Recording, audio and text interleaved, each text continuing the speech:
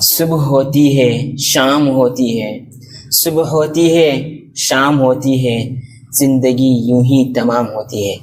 ہم چاہے کتنے ہی طاقتور کیوں نہ بن جائے، ہر شام کو ہمارے زندگی کا ایک دن ختم ہوتا ہے، اور اللہ تعالیٰ کتنے بڑے مہربان ہیں، دوسرے دن صبح اور ایک موقع دیتا ہے، شاید میرا بندہ باز آ جائے، توبہ کر لے۔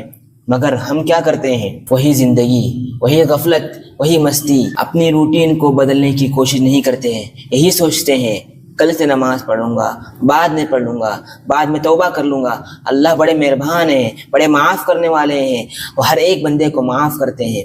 یقیناً اللہ بڑے مہربان ہیں، معاف کرنے والے ہیں، مگر جب موت آتی ہے تو کیا کر رہا ہے وہ وقت نہیں دیکھتی۔ اللہ ڈھیل تو یقیناً دیتے ہیں، مگر جب اللہ کی پکڑ آتی ہے تو موقع نہیں ملتا سدھرنے کا۔ اس لیے اس سے پہلے کہ موت آ جائے، اس سے پہلے کہ اللہ کی پکڑ آ جائے، باز آ جاؤ، توبہ کر لو۔ ہم دیکھتے ہیں آج کل اچانک اموات بہت ہو رہی ہے، نوجوانوں کی اموات بہت ہو رہی ہے، نوجوان مر رہے ہیں، اپنی موت کا شکار ہو رہے ہیں، ان کے سامنے ان کے بڑے ماں باپ، والدین، نانا دادا وہیں پر ہیں، وہ بیمار ہیں۔ اس سے کیا سبق ملتا ہے؟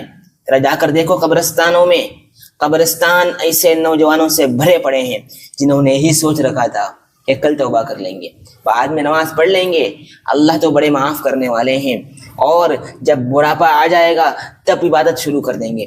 ہرگز نہیں، ہرگز نہیں۔ اپنی جوانی کو، اپنی صحت کو غنیمت جانو اور اللہ کی طرف رجوع کرو اور توبہ کرو۔